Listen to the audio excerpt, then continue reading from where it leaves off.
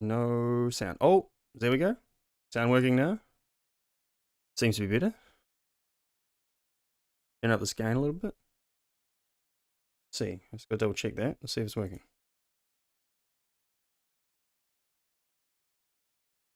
Am I coming through loud and clear? No, not yet. Just waiting for the stream to catch up. Okay, cool. Sounds like we're all working. Okay. What's up? Welcome to the stream for today. Just we're doing a little bit earlier today, actually. We got some stuff to do, I guess, and yeah. So Paddy should be dropping in about 6:30, and we're going to go through some of the World Cup predictions that we've all made, and I suppose we'll talk a little bit more about the World Cup. We've got some fixtures, upcoming fixtures to talk about. It's all kicking off in a week, so it's pretty cool, exciting times. And the only other thing is we'll probably want to address this Ronaldo thing, because it's been stirring a bit of controversy lately. In fact, oh, I wonder if I can watch the clip. I've got the Piers Morgan. Well, there's only 5 minutes of the interview released so far, so I could almost... Yeah, maybe I could just play this clip real quick. Wow. Play Football Manager. But I don't know. Oh, hopefully it won't get me struck or something. Hopefully it doesn't crash the live stream. Let's see what happens. This one?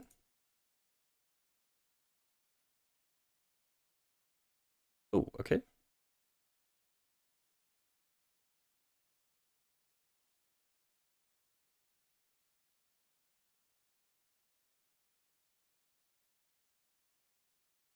Is it gonna have sound? That's the question.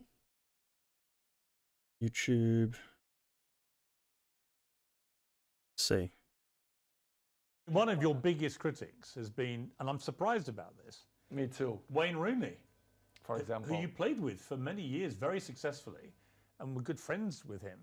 And yet all this year, 3 or 4 times, he's come out and attacked you in the media. Pierce, I don't understand. You should ask this question to him, but I don't know. I don't know why he criticized me so bad, or Is it jealousy as well, perhaps, that you're still playing and still in the probably, Man United probably red shirt? because he finished his career with 30s. So I'm still playing high level.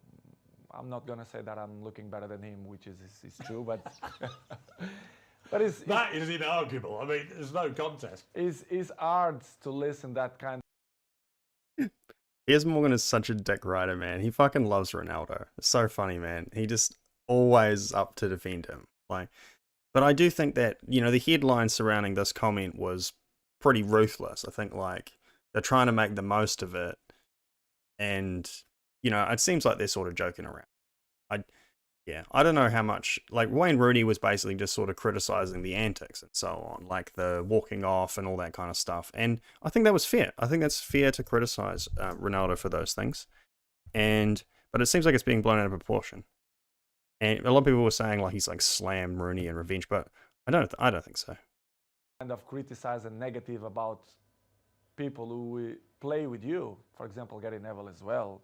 Yeah, I mean, Gary Neville, you blanked him the other day on the pitch, and he looked quite upset, actually, because he obviously likes being your friend, but he's been pretty critical of you as well. The people can have his own opinion, but they don't really know what's going on, for example, inside the training ground and Carrington area, or even my life. They should listen not only one point of view, they have to listen my point of view as well, because it's easy to criticize, but if you don't know the whole story, it's easy, you know.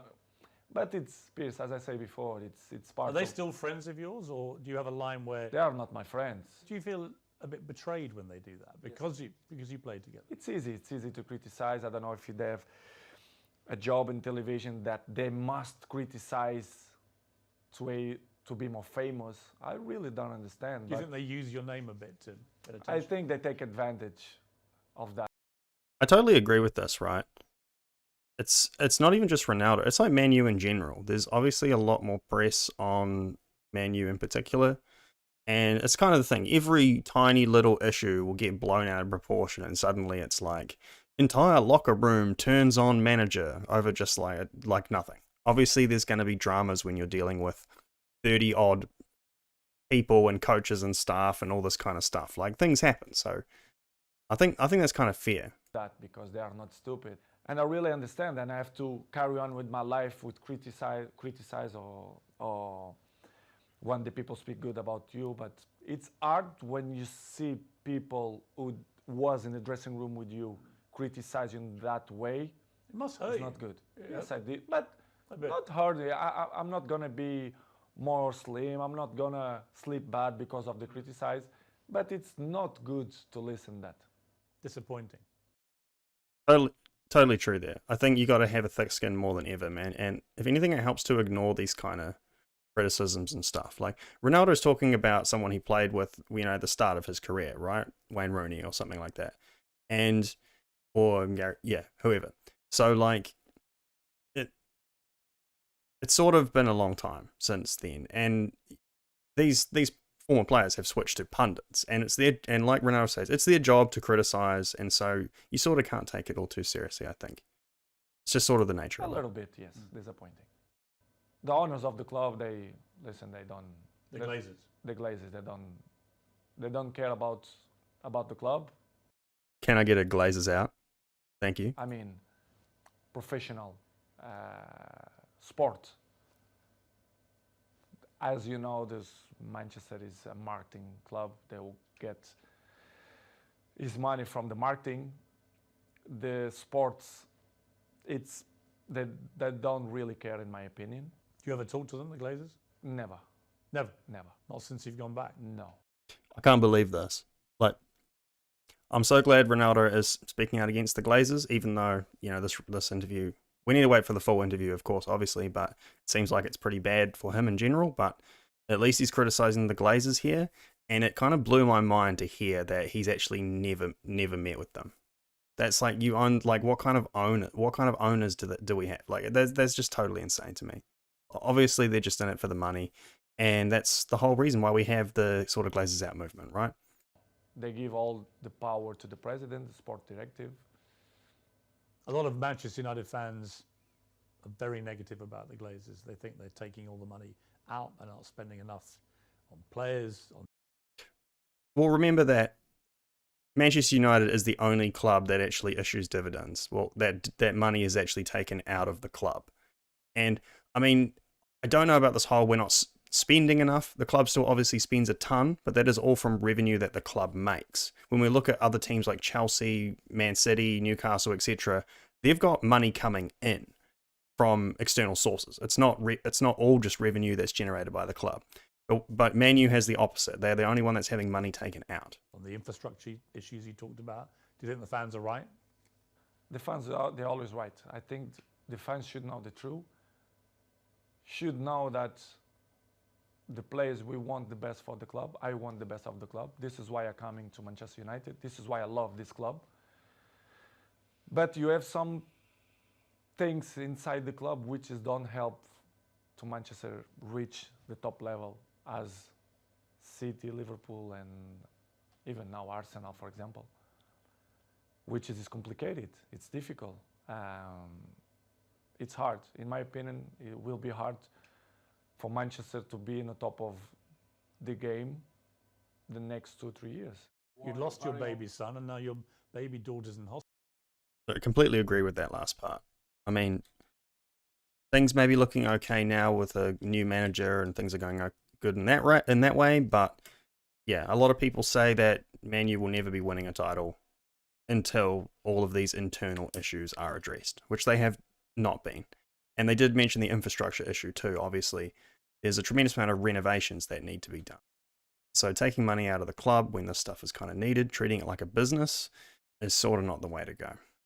Hospital. Exactly. And you must have been absolutely I beside spoke with the yourself. directive and the president of Manchester United, and then kind of that didn't believe that something going wrong, which is make me feel bad. Really? Yes. They didn't believe you. They believe you, but in the same way they are there I never peace ever gonna change the health of my family for the football. Never. Now, See, this is a pretty shocking statement too, right? Because I feel like I did talk about this at the time that, you know, Ronaldo not being at preseason, every article at the time was saying like it's like a protest because he wants to leave the club so badly. But I hope to think that I sort of held back a bit, and because it was never really revealed why Ronaldo was not at preseason. And obviously he had the death of his child in the middle of last season. And then so now he reveals actually that his other child was in hospital at this time. And so it totally came true that there was actually a legitimate reason why he wasn't at preseason. And we forget, it's been forgotten that he missed preseason. And that's why he was like 6 weeks behind the rest of the squad in terms of fitness. Even if it's Ronaldo, he's 37, so 6 weeks training is a huge difference. And of course, he hasn't been at the same level as the rest of the squad because he wasn't there for the same amount of time. or 10 years behind or forward. And it's something that really hurt me because they doubt of my words that I struggle, especially Bella and Gio. We had 1 week in hospital because the Bella have a big problem. And I didn't go to the preseason because of that, because I didn't was allowed to left my family if something happened to do it the preseason, because I think it wasn't not fair to left my family for a preseason. This is why I didn't go. Yeah, right. So I'm excited for the rest of this interview to maybe even do a fuller analysis on it or something like that, because I think there's going to be a lot more to this. Obviously, there's going to be parts where he sort of criticizes the club a bit more. I heard there's a part where he goes after Jadon Sancho and all sorts of things like that. But those statements there in that part so far all seem fairly reasonable to me. I don't. It sort of makes sense. Like, and if some of those things are true, like them not believing him when he's taking time off for his family and so on like that, that's quite insulting. I would understand why he would be very insulted by that. And yeah, I don't know. I'm hoping that when the full I think it's actually a 90-minute interview. I don't know if I'll be able to analyze all of it, but maybe I could do something with it. But hopefully it's going to be the case that there's a lot more nuance in this conversation. It does seem, I think he's friends with Piers Morgan, so it does seem like there's a bit, there'll probably be it's a bit more of a lighter conversation. I'm hoping that the statements that we see in the headlines are not as direct or as powerful as they sort of are making out. They may just be more casual and they sort of hype it up, as they always do. So we'll see. But either way, that's interesting. I don't know. I'm not sure. Well, it's if the criticism of what he says though does turn out to be true, he may well even have his contract cancelled or something like that. He may be free to leave, and I think he'll be kind of encouraged to leave in January. He'll probably never play again anyway. I feel like, especially the criticisms of Ten Hag are going to be taken pretty seriously and things like that. So he could just be completely out. And after the World Cup, he may have already played his last game for Manchester United, which is a shame. It's a real shame for his time at Man U to end like this. But I mean, I think that it's probably also just a good move for everyone anyway. So we'll see. Need to wait for the full interview. So that's the only caveat I have here. But yeah, we'll see what happens. This is obviously big news, and yeah, I'll talk with Paddy a bit more about this when he arrives as well. But in the meantime, I can play a bit more Football Manager. Now, oh damn! So my next match is going to be Liverpool. That's going to be interesting. Yeah. So I got here. Ooh.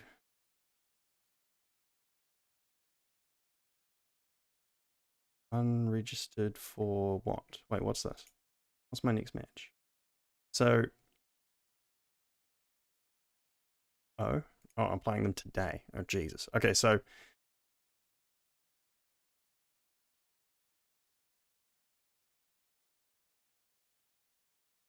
be interesting to see what happens in this match, but I think I'm doing okay. I played Man City just before as well and lost 2-1 away, which was okay, but Sometimes I play. I'll show you when I go into this, but I don't know if I should risk it or not, because in the last game, I would play. Gotta be careful here.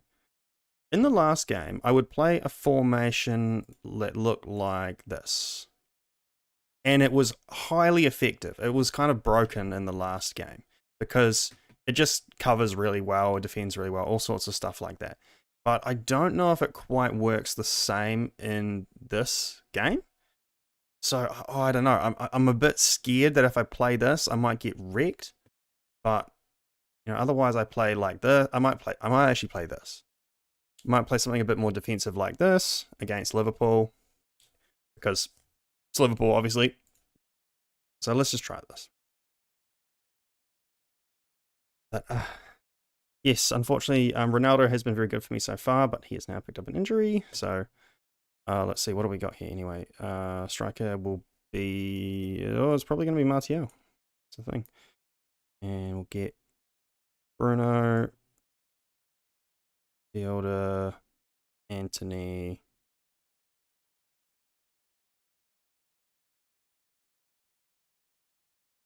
Ericsson, something like this, maybe. That looks pretty good. And Anthony, Jadon Sancho, but no, that's going to be Marcus Rashford.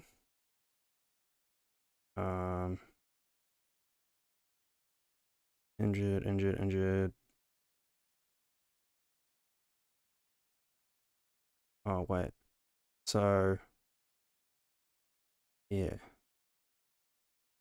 Man, Wan-Bissaka has just been unreal for me. This is so crazy. He's just such a good player in this game. I can't get over it. It's really funny.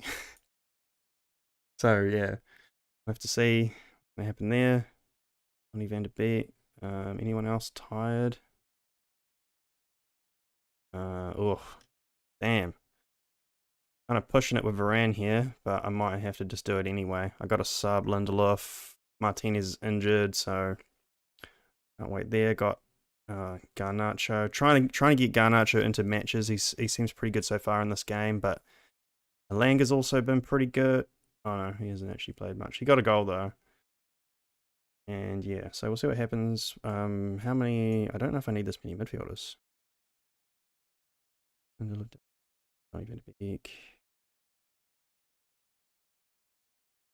does that mean? Tired. Oh, okay. Well, then I'm going to put Garnacho in there. So, I'm going to try something like this. No. David De Gea, of course. That a cup match, I think. I was Europa League against Fenerbahce, which I won, so pretty happy with that. Play like this. That's all good. Harry Maguire's still been pretty good for me in this game, so. This. Yeah. Yeah, look, can't get much better than this, I think. Or should I play... Well, look, in that case, I probably should play Sancho over Rashford, just because of the form.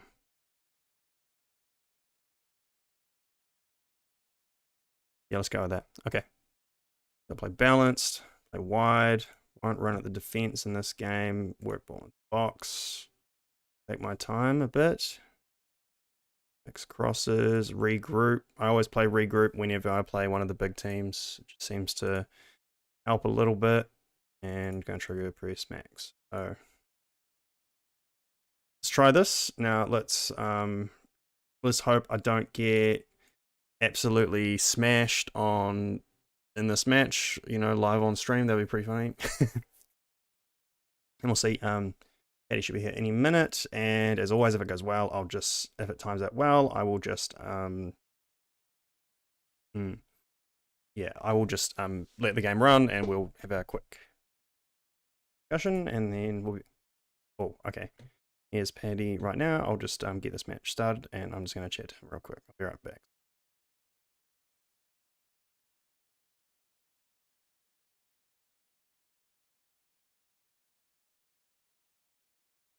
I can hear you, Paddy, but they can't hear you. Yeah, I've got to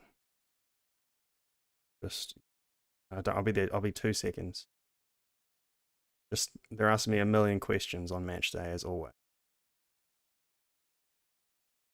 Okay, cool. Okay. We are back.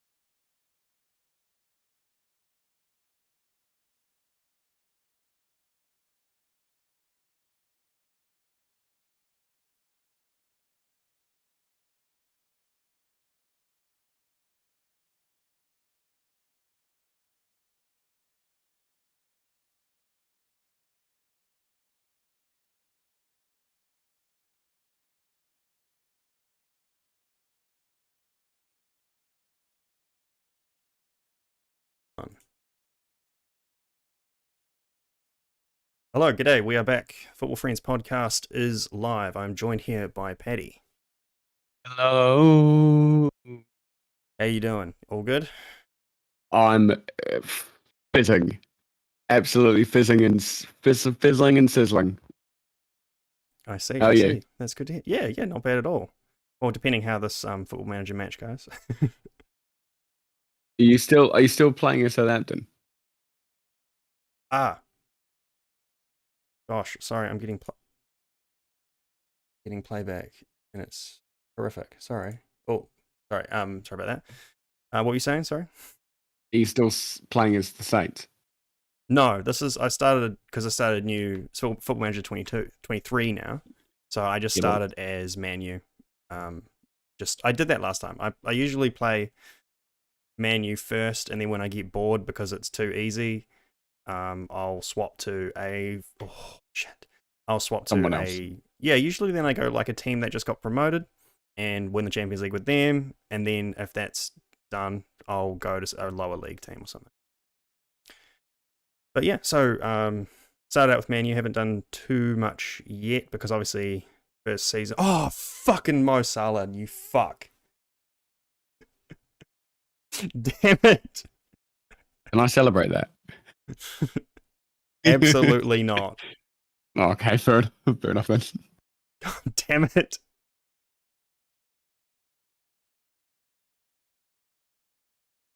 I'll do some subs.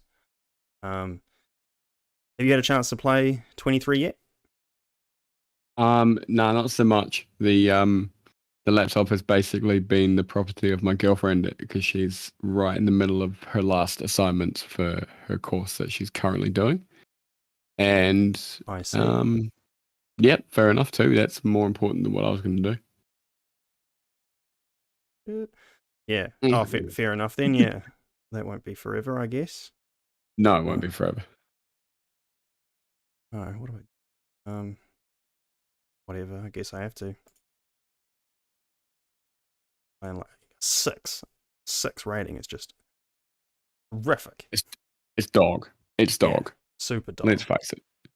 We've got Alanga going now. That's one hell of a superhero. For some reason in this game, Wan-Bissaka has been just totally insane, like amazingly good. I think he like leads the league in assists or something. It's pretty ridiculous. I don't know what it was, bro, but the player I had who was just like, obviously I started a few saves with Liverpool, and it was FM23. So our starting right back was Nathaniel Klein. And I thought, okay, well, I'll give him a chance and see how he goes. And the guy's just absolutely unstoppable. Yes! Like, yes! Clawed one back. It's not over. Yeah. Why? 1-0. Is it 1-0? Yeah, 1-0. Bruno. Get the You replay take now. that. You take 1-0. Yeah, see, I knew Alanga was the right move. Beautiful. Beautiful.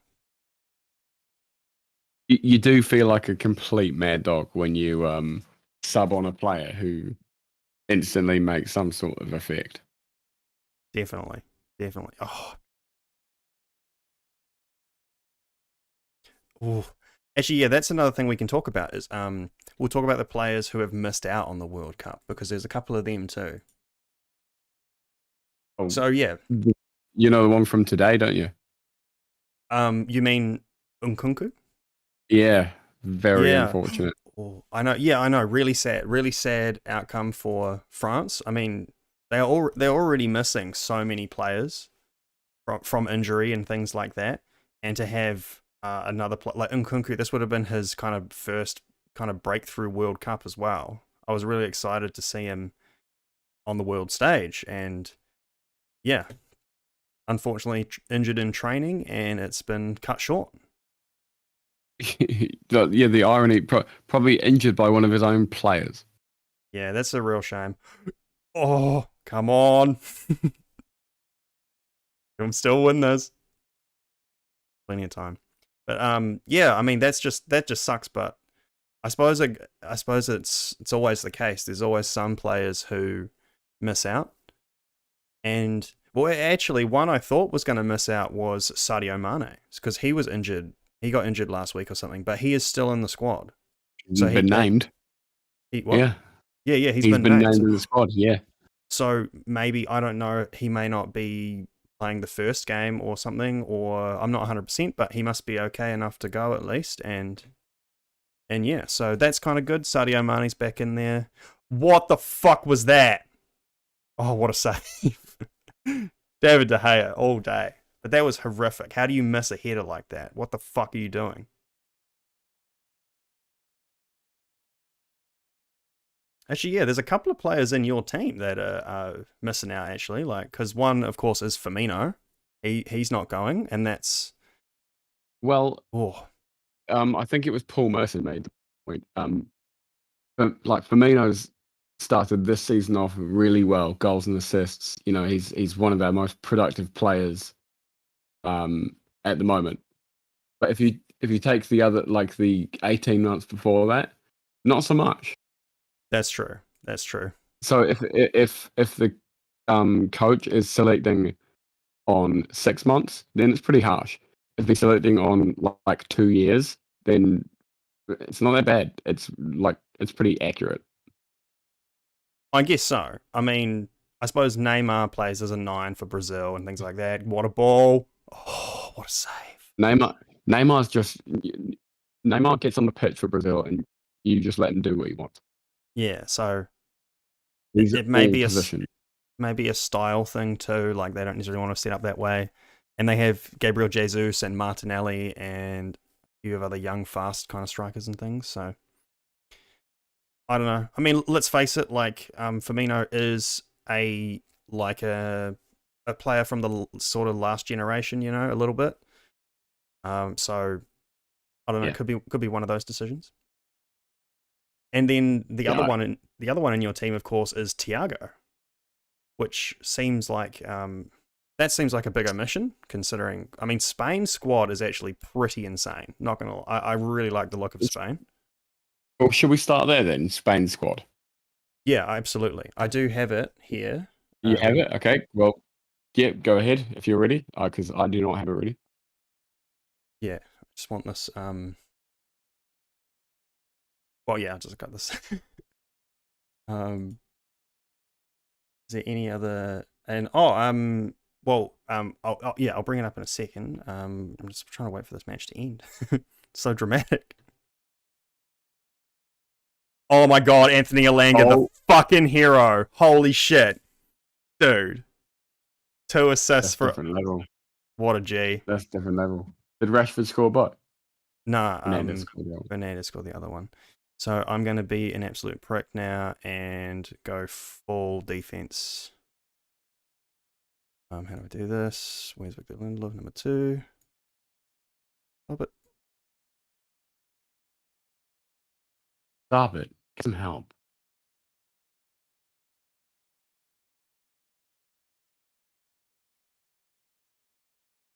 Okay. All right. I could see the highlight going on underneath your tactics, and I was like, they're going to score.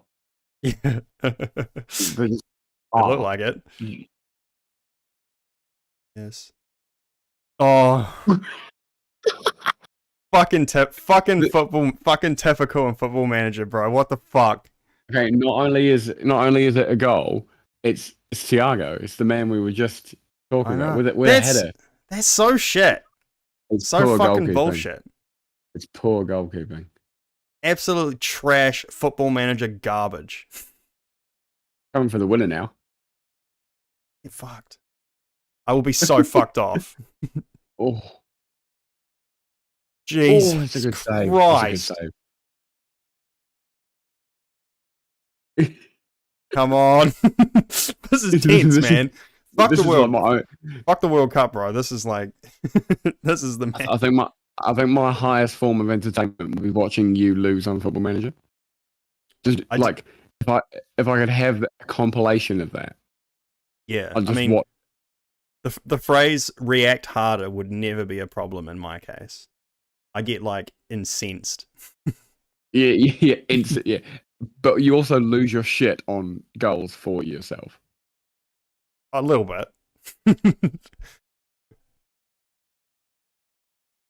Fuck's sake. No, I mean, like, I usually...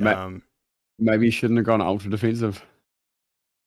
Well, okay, so that's the thing, is in the past I wouldn't have, right? In the last Football Manager I wouldn't have at all. I would have just kept attacking, because that was like a kind of a bug in Football Manager, I guess.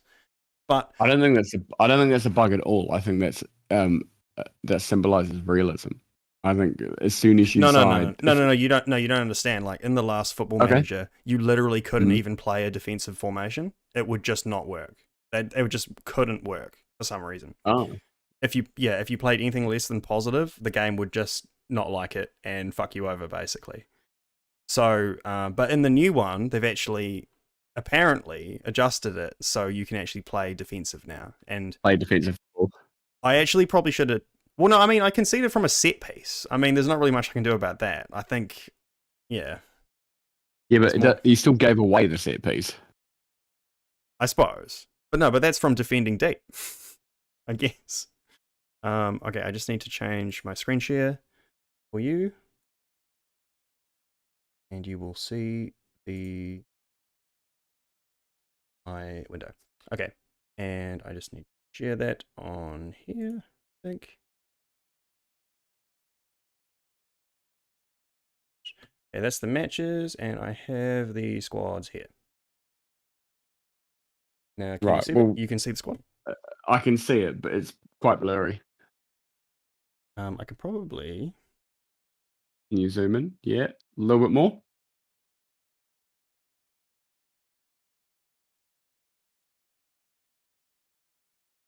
Oh, sorry. It's actually what I'm doing is not going to fix it for you. That's a little blurry. If you I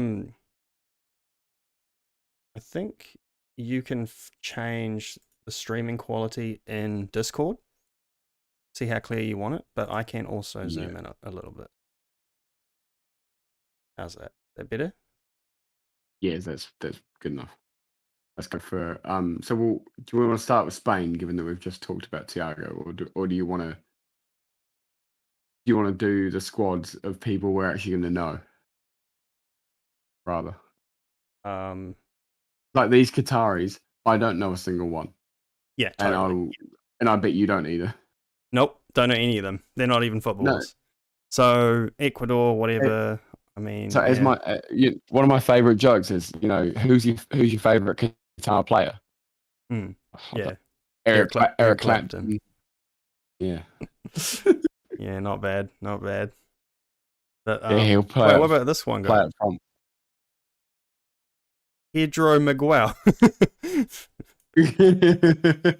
Yeah, I've been hearing that quite a few of them are like Brazilian expats, basically, that they've tried to get Qatari citizenship in time. Yeah, makes And sense. He must be one of those. Yeah, some of them probably like help build the stadiums. So obviously we have Ecuador. Only player I know in there is Moises Caicedo. Senegal, yeah, Sadio Mane has been named here. Ismaila Sarr's in there. That's interesting. Are you scrolling down? Because for me, it's not moving. It's not moving? No. Oh. I can still see Qatar and Ecuador. Why has it froze? You're right. For some reason it froze in Discord. I'll just close it and share again.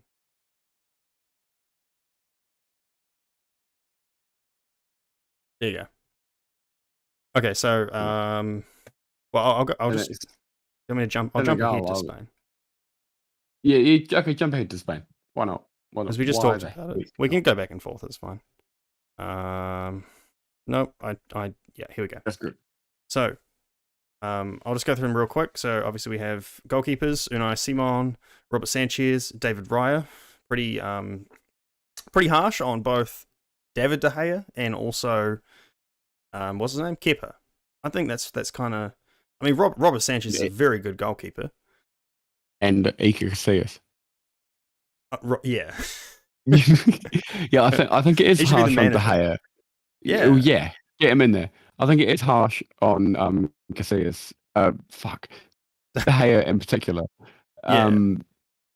But I mean, obviously there's something that is, like we're gonna probably talk about this when it comes on to like it's part of the whole James Maddison conversation, right? There's got to be something that he does, whether it's on the pitch or off the pitch, that the manager doesn't like it doesn't perform to what he wants. because those goalkeepers, I don't think those goalkeepers are all better than De Gea, or performing all better than De Gea. Well, the thing is that Unai Simon got his place in the Spain squad when De Gea was having that sort of horrific season, his like kind of worst season ever. Yeah. And I think that he's just been delegated as the first choice now. And I think it's probably going to be Unai Simon in every game. But, I don't think that's unfair. But I mean, De Gea has sort of changed his game a lot. It could also be because, these three goalkeepers are much better with their feet. They're much better ball-playing goalkeepers, whereas De Gea is a shot-stopper. So it could be a tactical... Well, I don't know. But when we look at the defenders, they're all kind of classic defenders too. So I don't know.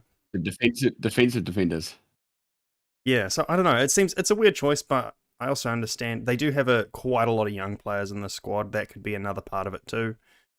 But yeah, so we also have quite a lot of old players. Yeah, but I mean, I think there's compared to the last squad. I mean, like Euros, there's a lot more young players.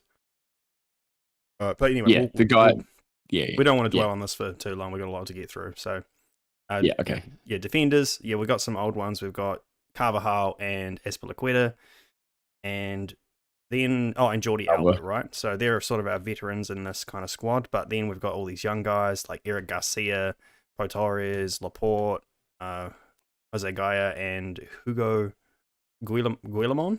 I don't know. Pokemon. But I mean, solid defenders. Like having Laporte and Pau Torres in a pair is pretty sound. And then you've got Carvajal or Azpilicueta right back, Jordi Alba, Jose Gaya left back. That's pretty tasty.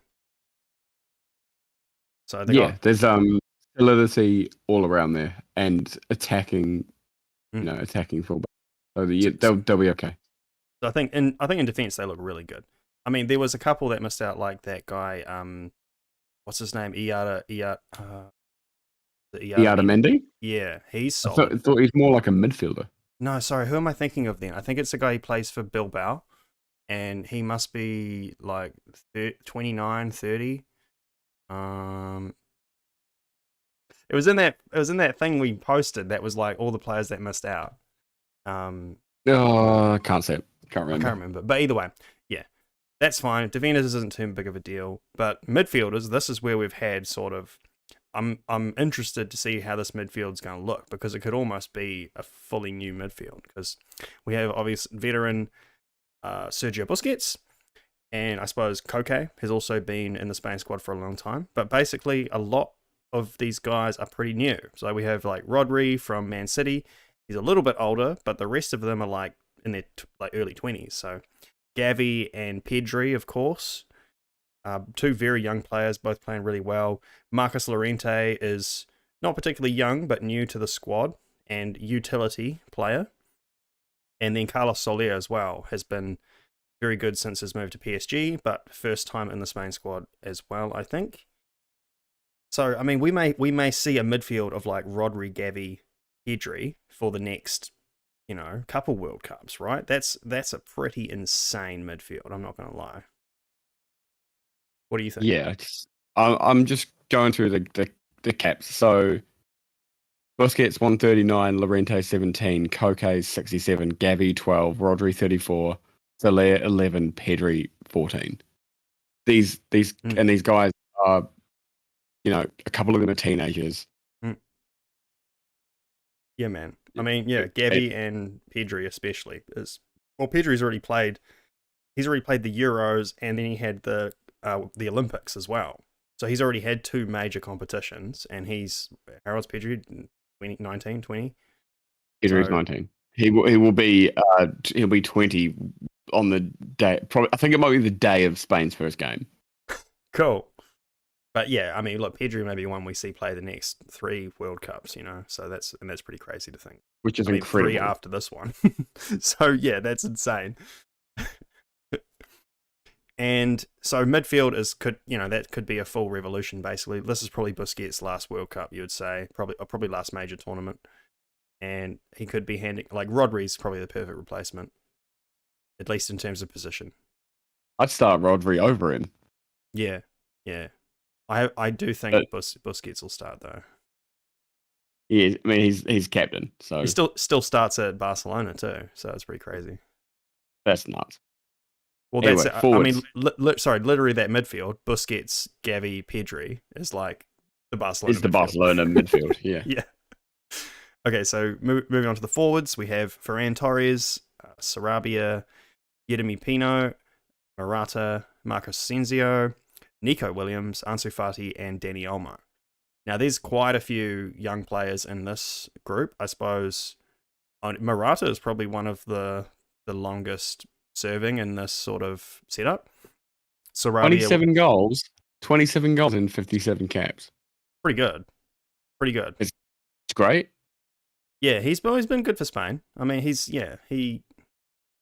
Sometimes. he's on and off, you know. And Sarabia was quite good in the Euros last time, so I think he's decent, even though he's sort of a rotation player at, I want to say, he was at PSG. I don't know if he's still there though. But He's still at PSG. yeah. And Asensio, he's also a rotation player.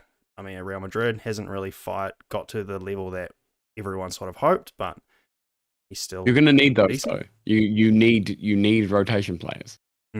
But the rest of where it gets interesting, right? Because I think Dani Olmo was in the Euro squad as well, and he's another kind of up and comer one as well. I really like Dani Olmo.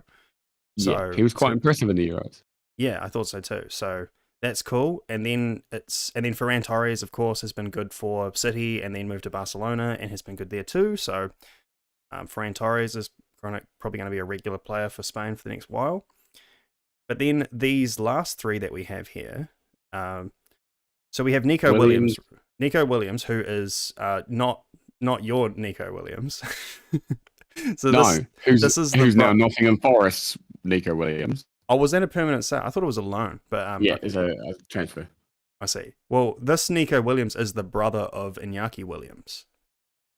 That's interesting. So why didn't Iñaki? Can Iñaki play for Spain?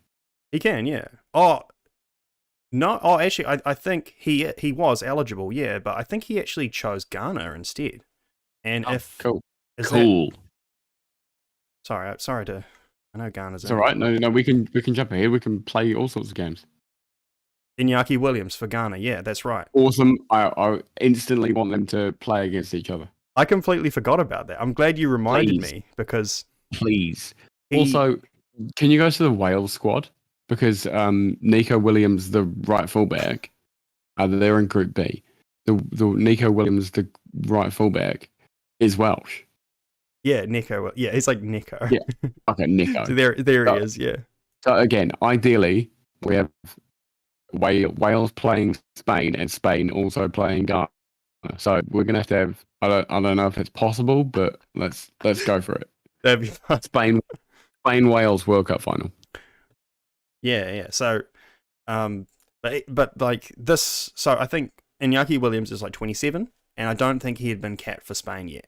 So he was able to declare for Ghana because, I mean, what we love about Iñaki Williams is how he's never injured and he's like never missed a match for.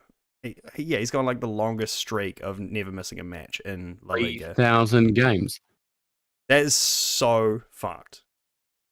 I know it's not 3. Even when he was injured, he played. Yeah. So they were just like, he was like, please don't let me miss the record. And he's a god on FIFA, obviously, but just doesn't quite score enough goals, I think.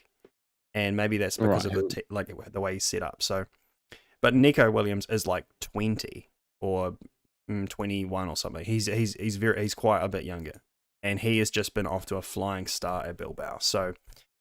It's going to be really cool to see Nico Williams. If you're on Football Manager or FIFA, sign this guy. He is going to be amazing.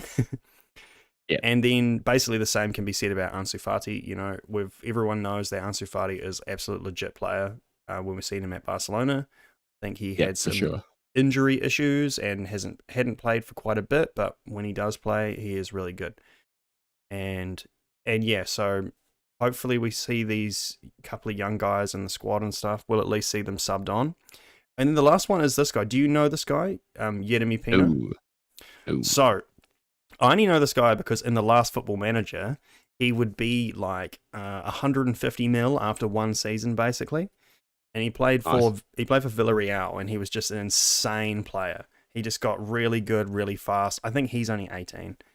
And I believe he plays for PSG now. Is that correct? I think he actually, I'm pretty sure he signed for PSG. And nope, I made it up. Okay. Yeah, he's at Villarreal.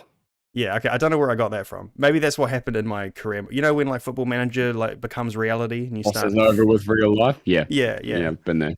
So I think in my career he went to PSG and he was totally insane. So I don't know. I'm excited to see him play a bit. It's got a lot of potential. So man, like I said, this Spain squad is pretty amazing. It's probably got the largest collection of like young, amazing players. Yeah, this is what I was going to say. It's a nice sort of mixture between like raw young talent and basically strong veterans. I've got them going down quite far, but who knows? Yeah, I did too. So I think they're kind of a bit of a lot of people may be doubting them a little bit since past competitions, but I think they'll actually be really good in this. So moving on, next one I got here is Netherlands. Since now I'll just go from the top to the bottom. So of course this is interest to me because I support the Netherlands, and yeah, so I'm pretty happy with this squad too. This is looking a lot better than it has over the last few years. We've sort of improved in some key areas that needed some work. So in terms of goalkeepers, it's a little bit light. I mean, we're missing sort of our older goalkeepers that we would have playing, but so we've got some new guys that I don't actually know too much about. So that third guy, Remco Pasveer, he's in his late 30s. I think he might be 39. Yeah, and he made his debut for Ajax, I think, last year, and he's now basically their first choice keeper. Right. Okay, I see. So, well, yeah, I think it's because Onana is still like in trouble or whatever for doping. Didn't Onana transfer? Yeah, well, he was released. He was released for free because he got the doping scandal. I think has he signed for someone yet? But I think he had like a. I thought he signed for Inter. Yeah, I think that's right. But he had like a 6-month. He still had like a 6-month ban. So he had, you'd sign him, but you had to wait 6 months to play him. Yeah, but you get him for free, so it's not too bad of a deal. And but yeah, so goalkeepers, not too familiar with these guys, but seem to be all right. But then defenders, this is where it gets totally insane. This is totally stacked. Obviously, you've got the pair of Van Dijk and De Ligt. I mean, that's just ridiculous already. Two of the best defenders around, and then De Vries rotating in there. Nathan Acker gets in there. Even though he barely plays for City, but makes sense. He's kind of utility. Plays enough. Yeah. And then so our Man U's boy, Tyrone Malacia, has actually made his way into the squad too. And that's kind of cool, playing left back, because the only other left back is Daley Blind. So it's kind of good. You get kind of two very different things from those two left backs. And I think, actually Nathan Acker plays left back as well, I think. He does. Yeah, so... And then in terms of, I think, and the same with Timber. Like this is so the Dutch way. Like you can play like 3 positions. So Timber has been a centre back and also been a right back. So, but I mean, in terms of right back, these two here, Dumfries and Jeremy Frimpong, are both just totally excellent players. So Timber is probably going to be seen as a centre back in this, I believe, because Dumfries is just amazing right back. Just been so good for Netherlands for the last few competitions. He'll be the starting right back for sure. Because he is awesome in the Euros too. I think he scored that amazing goal, and in terms of the defensive line, the Dutch have no worries, I think. And Jeremy Frimpong is a name that I've been hearing a lot of lately too. I think he's the right back for Leverkusen, and he has been linked to Man U as well. So I'm excited to see him, and hopefully he has a good show, and maybe we'll want to sign him. So defender's good. Midfield this is largely the same. We've had sort of Frankie de Jong, Davy Klaassen, and Martin de Roon in that midfield for a long time, and Coop Miners is in there too. But the main ones, and of course, Bergwijn is signed to Ajax and been sort of at the top of his game now too, even though he's kind of 30. But the main two that I'm interested in this midfield section is Cody Gakpo and this guy Xavi Simons.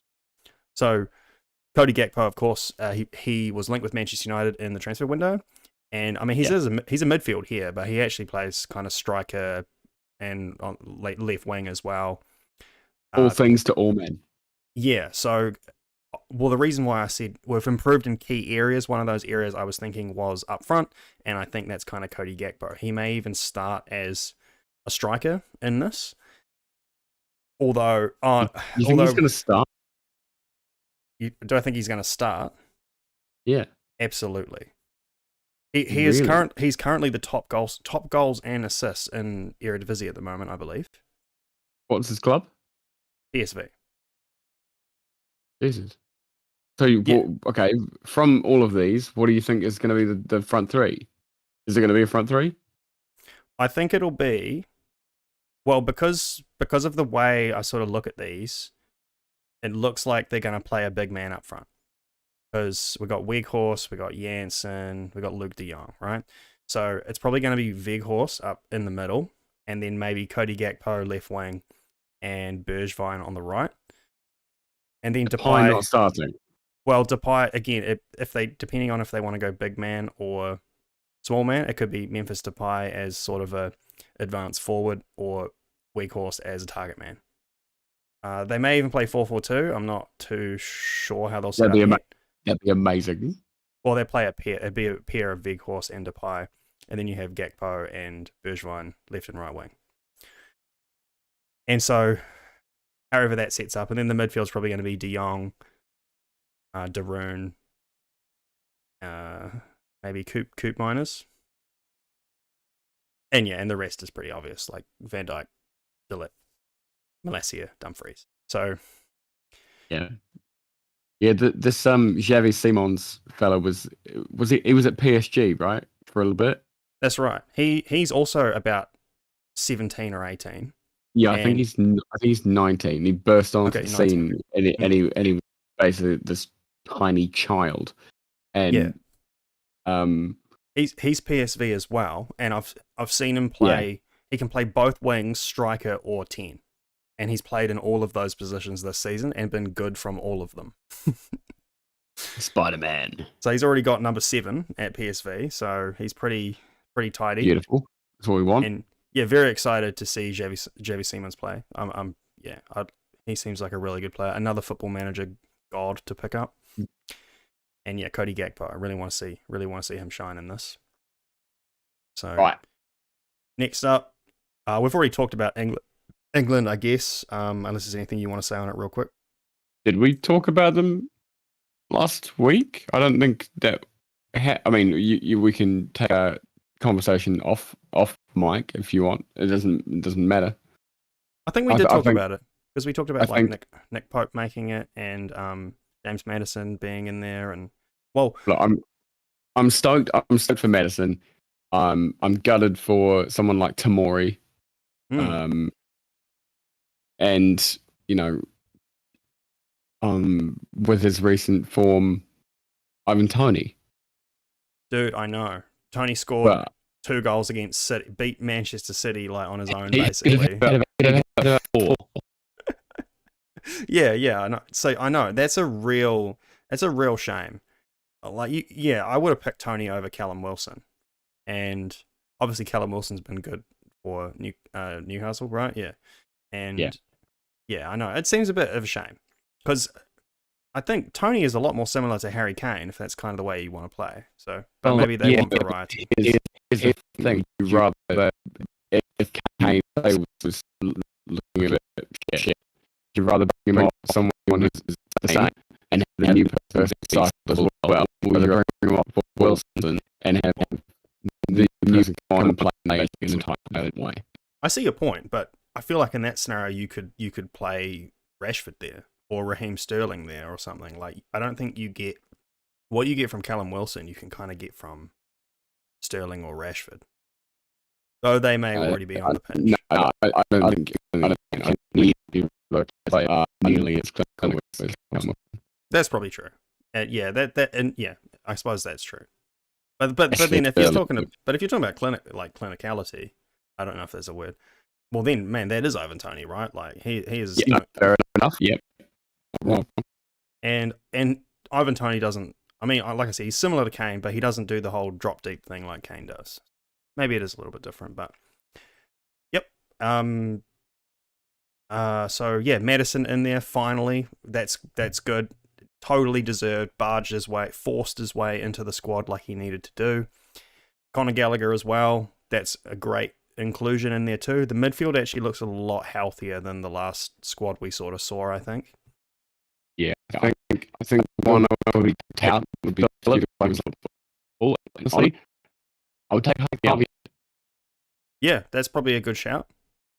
He can yeah, that's true. But it is. Or I think I would actually over Calvin Phillips. I probably would have picked James Ward-Prowse. But yeah, so Mount can make. Who cares? No way, absolutely not. Mason Mount, like, have you seen his style? You can't replace that style, bro. Manager's up.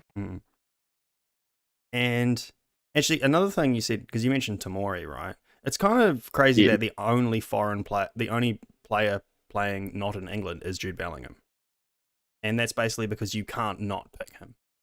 So Bellingham basically undeniable at this point. Totally, I know he's probably the. English playing abroad is just like so infrequent. Like I was going to Spain squad before we were reading, and none of them play in Spain. That's true. Yeah. Maybe that was like 4 or 5 play out of Spain, which is certainly more than one, but it's not very many. Actually, that's interesting. That could be a part of why De Gea wasn't picked as well, maybe. Okay, but anyway, we are sort of running out of time, I guess. We've talked about all that before. Iran, USA. I don't want to. I just kind of want to go through this real quick because there's actually a lot of good players here, and this is why I sort of picked them as my underdog. So defenders, you've got Serginho Dest, Carter Vickers, Aaron Long. This guy Tim Ream, he's actually pretty good. Zimmerman. Look at come on, great names, yeah. But I think. Sorry, where does Tim Ream play? I'm pretty sure Tim Ream plays for Fulham, and he was really good, and he's played very well this season too. Because it's him and who's that other guy? They have 2 Americans in that team, and they both play on the same side, and they link up really well. And is it? Oh, I can't remember. But anyway, and this midfield is solid, dude. Like you have Weston McKennie, Tyler Adams, and Brendan Aronson. That is a solid midfield for America, man. And Yunus Musa is also another decent player that, according to Football Manager. And then up front, man, this is pretty tasty too. Christian Pulisic, Josh Sargent, and Giovanni Reina. So and then Timothy Weah as well in there. So that is really solid. They should leave the group. I feel like there's an American Revolution coming. I don't know if you can say that. Well, they've invested. They've actually invested. They've actually invested a tremendous amount of money into their coaching in America over the last few years, and I think it's actually sort of starting to pay off. It's kind of interesting. So anyway, moving on. Wales, we sort of talked about that a little bit. Not much to say really. It's kind of similar. Argentina, I like this idea of having Lisandro Martinez and Christian Romero playing together. That's a pretty fearsome pair, I would say. Yeah, that's right. And all the rest are as you expect. There's this guy here, Enzo Fernandez, and this is not the one that's obviously it's not the one that's Zidane's son. This is Argentinian. Yeah. But he is Yeah. another hot prospect that is looking really good. I think he's young as well. I think we did these last week for sure. Oh, did we? Yeah. Okay. Yeah. So- Yeah. Dybala's made it in there despite being injured for most of the season. But yeah, Saudi Arabia, whatever, Mexico, Ochoa still in there. Can't believe it's still in there. You know, comes out under rock every 4 years to be Yeah. the best goalkeeper on the planet for 4 games. And you go, Yeah. So that's pretty crazy. Still going hard. Mexico look good. Mexico are always pretty good, actually. Decent team. Now, Poland. I actually think Poland look really good. Obviously, they have a couple of good goalkeepers. Szczesny's good, and this guy Dragowski is very good. But Szczesny is obviously really good. But then defenders, like, this is pretty tidy too. You know, you've got Bednarak, Glick, and Matty Cash in there. That's pretty decent. Gumney. Oh, I know, it's pretty funny though. But I'm adopting him. yeah, so they look a bit better. There's a few more names in the Poland squad than I remember now. There's actually a lot that I do remember for a change. And then Just twice as long ago. yeah. And so midfield's pretty good too. Obviously you got Grosicki, Krakowiak, and Zielinski in there. That's pretty good. And then whole pile of other names. Yeah. Sviderski. Yeah, Sviderski. So I think who's missing? There's one player missing. I can't think of who it is. Who was it? Can't remember. But yeah, other than that, Poland looked pretty good. Yeah. That's been a group. Yep. It's And France. we did talk about France. We've covered France, so yeah, we can skip over that. Aside from the thing is, yeah, Nkunku is out, so I wonder they can replace him at this point, right? Yeah, you can replace anyone.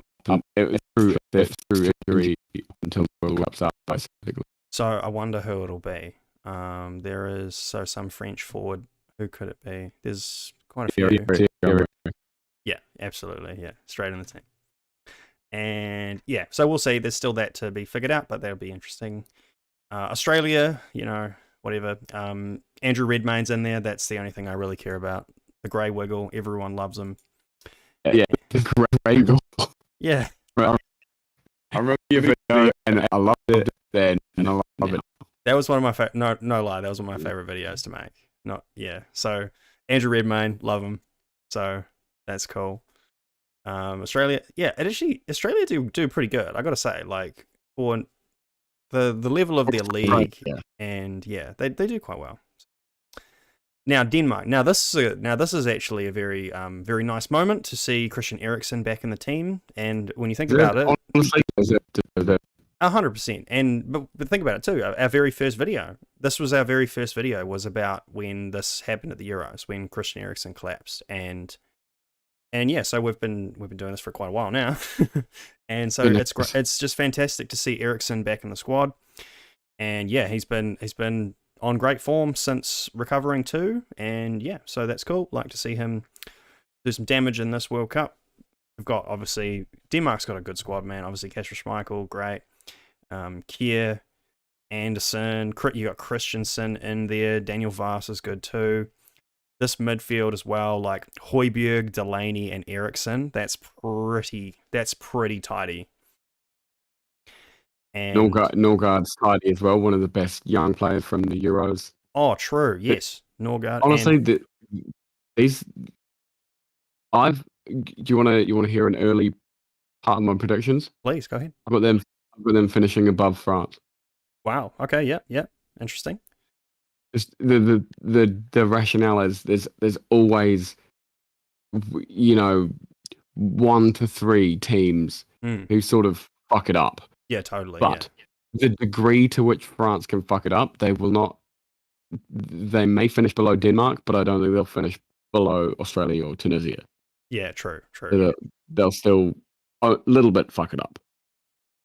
Yep. Yeah, I wouldn't surprise me. And then forwards are good too. Like obviously Braithwaite, who played for Barcelona briefly, Kasper Dolberg, who is amazing. He's a nice player. He's a nice player. We glossed over Lewandowski, and Kasper Dolberg is amazing. Well, look, I have a Kasper Dolberg shirt. I have to support him, right? And Mikkel Damsgaard. Jonas Wind. Run like the wind, man. He's fast. Run like the wind. But yeah, Mikkel Damsgaard as well. He was also another very good player in the last one. He had that insane free kick, I'm pretty sure. And he scored, yeah. Yes. If I remember correctly, yeah. Good. He's another good young player from the Euros. And Skov and Paulsen, both two decent season forwards, so yeah. Moving on, Tunisia, blah, blah, blah, blah, blah. Hannibal Mejbri. That's all I want to say. He's in there. So Hannibal Mejbri, who has played more games for his country than for his club, is going to be hopefully really good in this World Cup. Can only be known as the Javier Mascherano. Yeah. And Spain, where we talked about that. Costa Rica, Keylor Navas, always, you know. Don't need so much. Brian Ruiz at the age of 350. Oh, right. Yeah, so Germany, right? Okay, so this is an interesting one. I wasn't too sure about Germany, but the squad they've picked now is I like it. They have certainly cleared out a lot of the older dudes. And so there's no more Boateng, there's no more Kroos. Hummels isn't in there either, and yeah, there's no Tony Kroos. That's actually fucked. I didn't even realize that. What the fuck? I don't know. I think it's at some point you've got to move these guys on, and it's a symbolic thing. I think just as much as it is. I don't know, bro. Tony Kroos has still got a few years in him. I think Tony Kroos is still a killer. Mario Götze is in there. Like, come on. How's Tony Kroos starts for Real Madrid? Okay, look, I'm not for it, but I'm going to play devil's advocate or Hansi's advocate, if you were. When you have a 26-man squad, there's 2 or 3 guys in there who you can just sort of go, I want to take a chance on them. And I know Mario Götze is 29. Well, he's the talisman. He's the talisman for this team, right? He's the World Cup winner. But Mario Götze has improved. He's another PSV player, who's improved. Yeah, he's in good form, and he has previous for literally winning World Cup. Yeah. Whereas that's true. Well, I mean, Tony Kroos was in that fair spot. Enough. you look. I'm not saying I'm 100% on board with the decision. Yeah. But anyway, also I'm enjoying that those first couple of defenders, Ginter and Gunter. Yeah, that's cool. Ginter and Gunter, that's pretty fun. And well, Bella Kotchap from Southampton. That's actually really good to see. He has had a great season. So that's kind of the thing. All of these defenders are pretty young when you consider who the older, all the older German defenders have moved on. People who just left. Yeah. So, because obviously, look like Klosterman is a good, utility player in there too. David Raum is a player that I like a lot. I think he's a left back. He plays for Hoffenheim, I want to say. Really good player. Yeah. He was Man U had a look at him too before we signed Malacia. I like David Raum. That's cool. Rudiger, obviously great. Real Madrid. Schlotterbeck, Zula as well. Been good for a while, so decent. And actually, back on this midfield thing, I suppose if you play a midfield of like Kimmich, Gundogan, Goretzka, you don't really need Tony Kroos. That's pretty fucking tidy. Jamal Musiala. And Musiala's... This is a big one, man. Musiala. He's 19 or whatever. Well, so. The state of that forward line, there's only one guy in there who's sort of older, Thomas Muller. Who's been forever. Honestly, I don't see this being...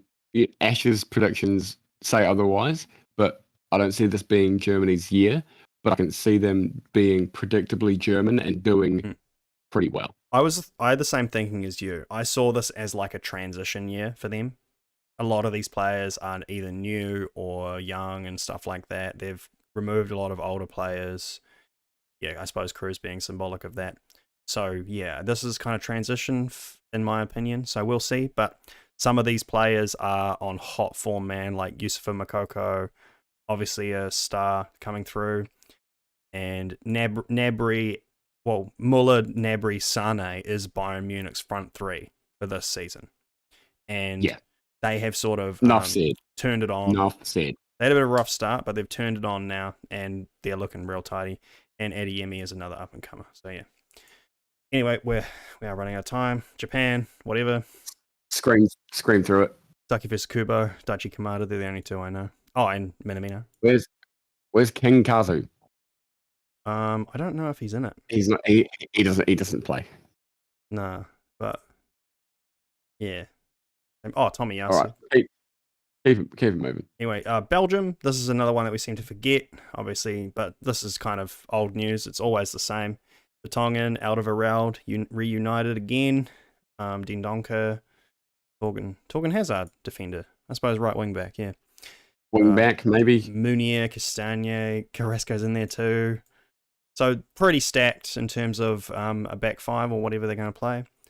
Midfielders, De Bruyne, obviously, Yuri Tielemans, Axel Witsel, Andre Onana. Yeah, impressive. Not the same one. No, yeah. No. No longer a goalkeeper. No longer Cameroonian. That's the Everton one, right? Yeah, I believe so. I actually, for some reason, I thought he was French, and I'm wrong. So I think he's only 20 or something as well. So yep, could be a bit of both. Hans Vanaken, that's a crazy one to see. It's been a while. Love that name. That's a FIFA classic. Yeah. And then so up front, Eden Hazard still in the squad. That's pretty wild. I still don't think he's really played much. De Ketelaere, this is a guy whose name you're going to be hearing a lot about in the future. He is a very good player, De Ketelaere. And Trossard, of course, had been on amazing form the last year at least. So hell yeah. Dries Mertens, great player. Jeremy Doku as well. I like him. Lukaku. Yeah, haven't heard too much of Lukaku this year, to be honest, but obviously he's probably doing all right. Batshuayi, and don't know this guy. Lois Openda. No idea. I think, honestly, it's... No, I know there's some class in there, but there's quite a lot of sort of stale players. They have like Vertonghen and Alderweireld. Yeah, it's the same. I know. That's the thing. They're not like 83 years old between them. Yeah, they have. The thing is, they have not added anyone that makes you go, they're going to do better than last time, right?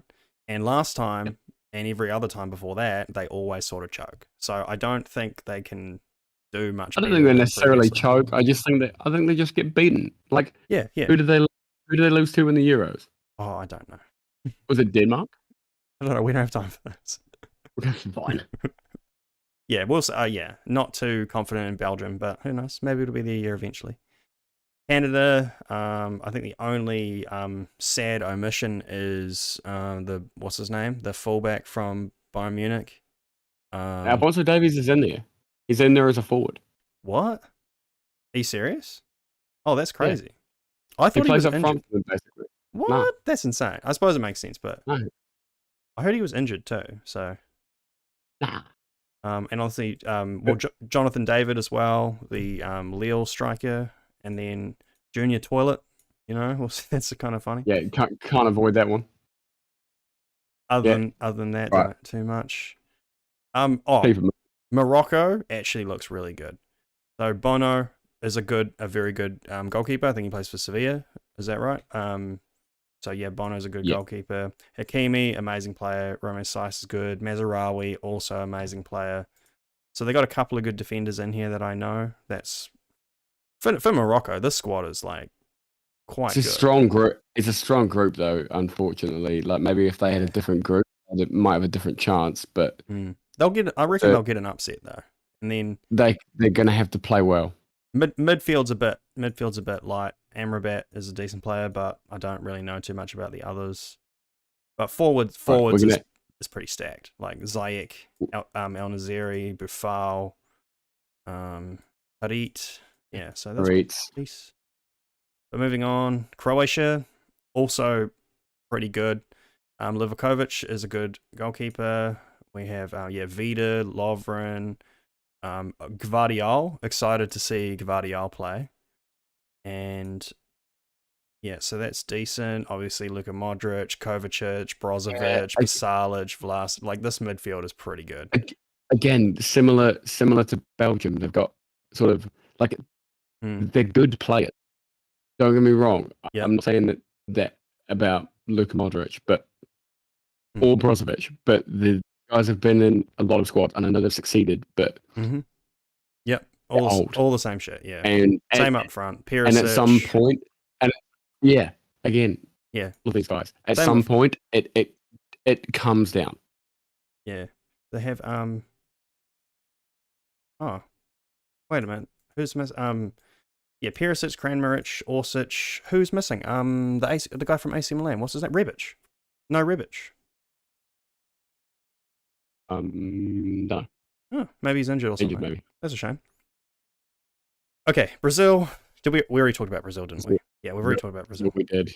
I like the look of Serbia, especially. We're gonna have to get a mighty move on, otherwise we're not. Yeah, I'm trying my best. But either way, Serbia. I just want to see Vlahovic. Vlahovic at a World Cup. He's a candidate for top goal scorer, I reckon.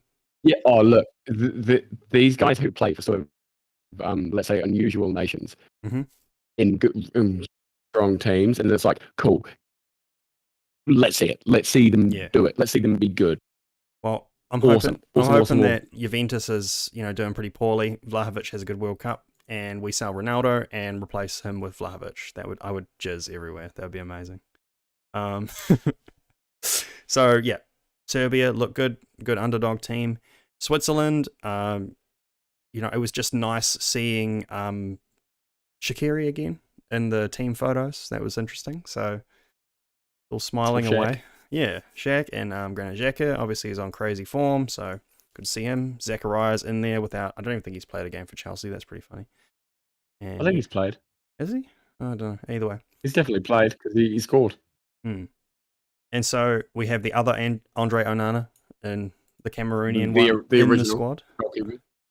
Other than that, I don't know. Oh, I know this guy, Andre Frank Anguissa, but yeah, not really much else. Kaltoko Kambi, yeah. Cameroon, Portugal. Obviously, this is pretty stacked. Dallo, Diaz. Yeah, there's a lot of good names in this Portugal team. I have high hopes for Portugal, but I don't know. See, this squad is the right balance, similar to Spain. Dude, this midfield is insane. Holy shit! Of guys who are completely crazy and new, and guys who are completely crazy and seasoned. Yeah, like Rafael Leao has had a huge season, and yeah, they always find a way to let themselves down. Like Portugal. I heard this guy's pretty good. Ronaldo, yeah. No, I don't know who he is. João Felix, obviously. Yeah, so Portugal looks. Apparently he talks to Piers Morgan. Yeah. Actually, even their three goalkeepers are so good. Awesome. Jose Sa, Patricio, and Diogo Costa. That's like great. Ghana, obviously we already talked about this. Iñaki Williams, that's pretty cool. And Salisu, that's about the only ones I know. Tarek Lamptey as well. Oh, right. Oh, really? I didn't realize that.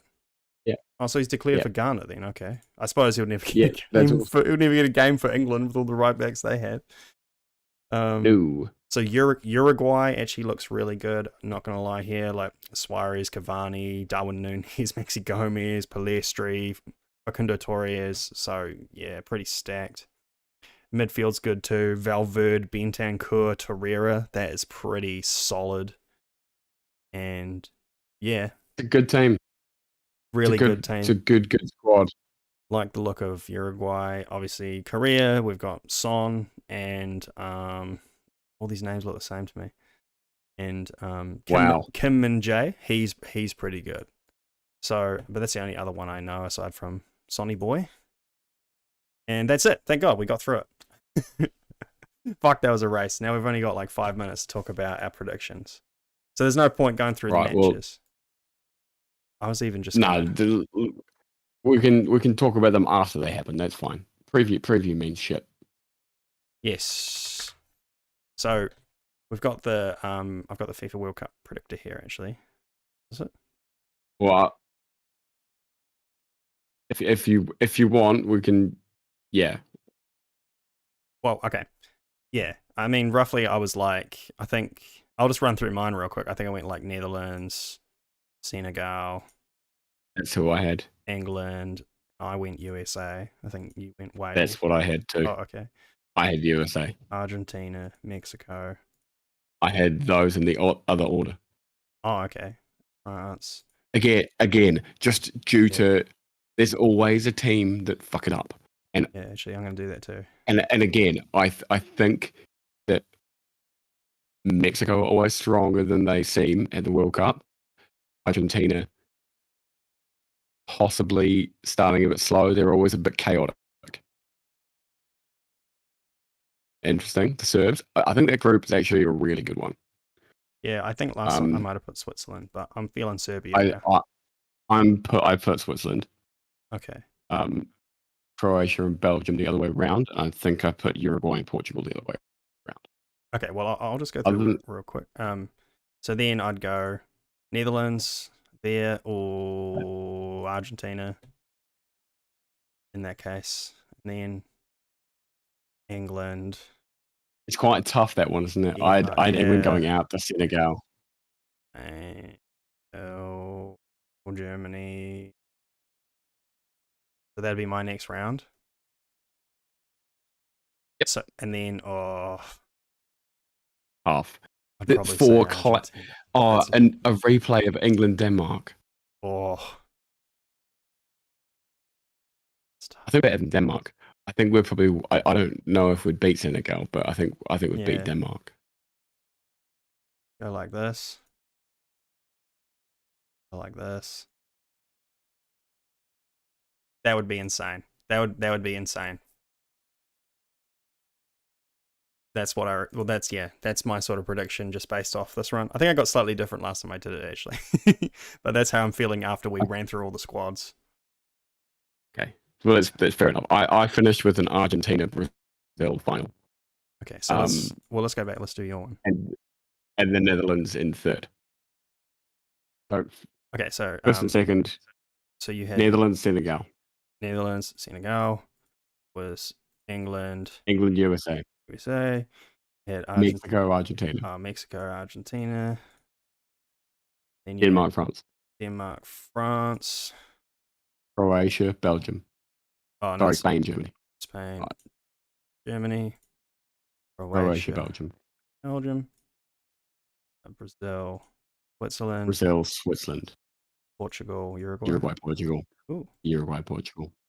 Fair enough. Okay, so you had Uruguay, Portugal next, and then you had Netherlands, France, Senegal, Argentina, Spain, Brazil, Germany. Yeah. I think I picked Croatia, but I'm going to pick Germany now. Okay, Germany. And then Uruguay. Yep. And Netherlands, France. Netherlands. Okay. Netherlands. Brazil. But again, that one's tight. That one's so tight. Yeah. And then Germany. And I'm going to say Uruguay. And so Brazil, Argentina. And then you picked Argentina to win. And Netherlands did. Okay. Very interesting. And so your top goal scorer was also Mbappe, is that right? Was Mbappe, but I don't know. That's too hard. It's hard. It's too difficult to predict. Yeah, I'm gonna say Vlahovic. I'm gonna put it all on Vlahovic. I had best player down as Messi. My dark horse / overperformer Senegal, but I mean, obviously you see I've got Uruguay in top 4 there, and if you said Uruguay as well, that would be up there. And so, just quickly in the last 2 minutes, I've got Ashes in my chat. But I'm not gonna fucking dox my Facebook account, so I might just have to read them out. Okay, so Ash just kind of gave us very brief ones. He said he said the final was Brazil-Germany, and he believes that Germany will win. And he said best player Kimmich, which, I mean, yep, Kimmich is a very good player. And he had biggest upset would be Uruguay not getting through their group. And Right, so he's on the opposite way to me. and he said overachieve. So who would it be then? It would be Portugal. Oh, it's probably because he'd be thinking of Son, wouldn't he? Or he loves Heung-min Son. yeah, it could be. Yeah, correct. he wants Son. That's probably it. And then he's saying overachieve or Wales or Serbia. Yep. So he's with me on Serbia. I think for me it would be more like Serbia or USA to overachieve. And yeah, well, Wales were sort of lucky to qualify. They're the ones that eliminated Ukraine. So, and then for his yeah, so for his golden boot, he has Harry Kane, big shock, or Mitrovic. Wow. Metro. Yeah, Metro. It's got to be Metro. See, I thought Metro too until I saw Vlahovic was written right next to him. But they may play in a pair, which is insane. Yeah, but Vlahovic will give all the assists. Possible. All right, man. It's I've had a great time today, and it's time for me to boost it. Yes. So yeah, that was a very fast-paced one. We had a lot to get through, and under a bit of time pressure. But that's it for the Football Friends podcast this week. We did not even get onto the Ronaldo topic, but when the full interview comes out, I may just do a review of that myself. So yeah, we'll see what happens with that. Anyway, thanks for listening to the Football Friends podcast. Tell your friends and all that jazz, and we'll catch you all next time. Cheers. Bye.